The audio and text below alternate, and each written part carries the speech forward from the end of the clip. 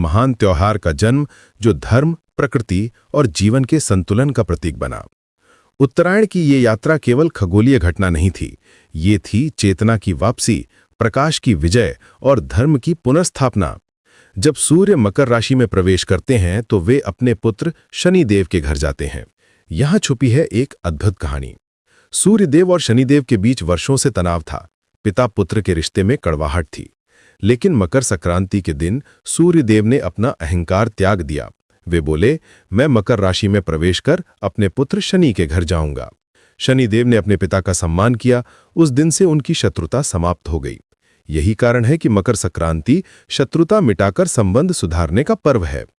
इसी तरह की एक और गाथा है भीष्म पितामह की। महाभारत के युद्ध में बाणों की शैया पर लेटे भीष्म पितामह ने कहा था कि मैं तब तक देह त्याग नहीं करूंगा जब तक सूर्य उत्तरायण न हो जाए। वे जानते थे कि उत्तरायण में मृत्यु का विशेष महत्व है।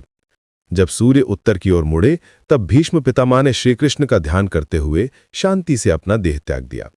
ये दिन दान और पुण्य कार्यों के लिए अत्यंत शुभ माना जाता है।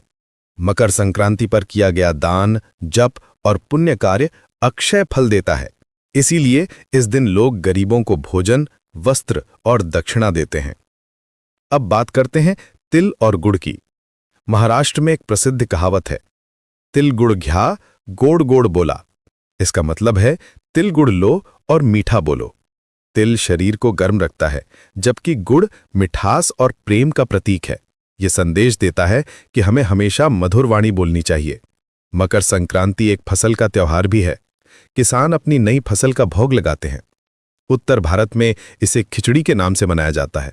महाराष्ट्र में तिल गुड़ बांटा जाता है। पंजाब में लोहड़ी मनाई जाती है। दक्षिण भारत में पोंगल का त्योहार होता है। हर जगह का अपना रंग, अपना स्वाद, लेकिन भावना एक ही, प्रकृति के साथ तालमेल। ये त्योहार हमें 4 महत्वपूर्ण सबक देता है। पहला, अंधकार से प्रकाश की ओर बढ़ना।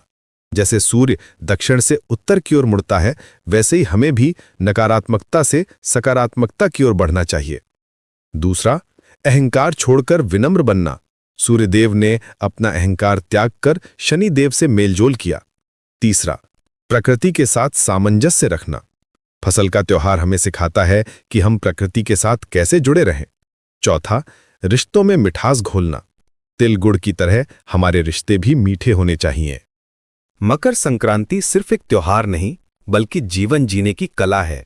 ये हमें सिखाता है कि कैसे हम अपने भीतर के सूर्य को उत्तरायण की दिशा में ले जाएं, कैसे हम अपने रिश्तों में वो मिठास भरें जो तिल गुड़ में होती है, और कैसे हम प्रकृति